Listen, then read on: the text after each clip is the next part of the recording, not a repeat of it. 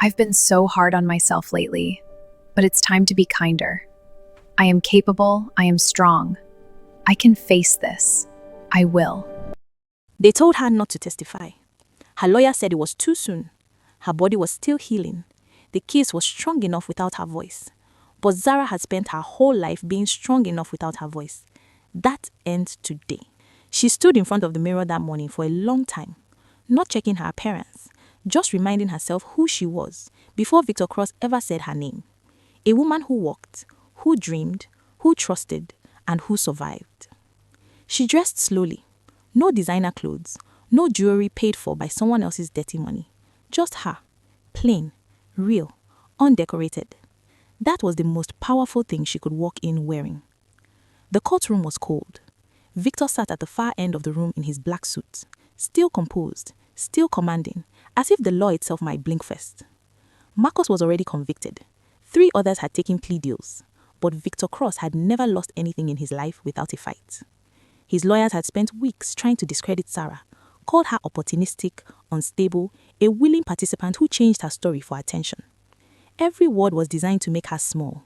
She walked to the stand anyway. The room went still when she sat down. She looked at Victor for exactly 3 seconds. He did not look away. Neither did she. Then she turned to face the court and she began. She spoke for 47 minutes, not just about herself, about every woman whose name appeared in that ledger, the ones still too afraid to speak, the ones who had already disappeared into silence, the ones who had signed NDAs written in invisible ink that said, "Your pain is worth exactly this much and not a word more." She named dates, locations, transactions. She described the cash on the bed, the hospital ceiling she woke up staring at, the moment she realized the job was never a job. She did not cry. She had decided she would save her tears for somewhere they meant something. This place did not deserve them. When it was over, the courtroom held its breath. Victor's lawyer stood, asked her one question. "Miss Zara, if you knew what this world was, why did you stay?" She looked at him calmly. "Because I was gathering evidence," she said, "and I needed enough to make sure men like your client could never do this again." Silence. Then, somewhere in the gallery, a single sound. Diana, exhaling. Like something she had been holding for 3 years finally left her body. The verdict came 4 days later. Guilty on all counts.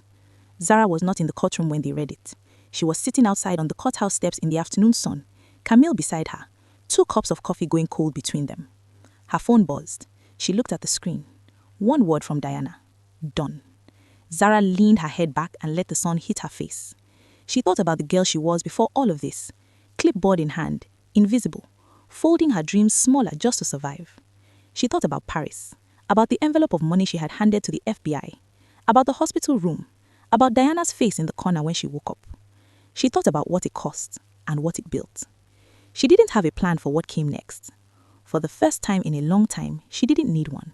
She had her name back, uncontaminated, unmistakable, hers. The silk was ash, the shadow was gone, and Zara was just beginning.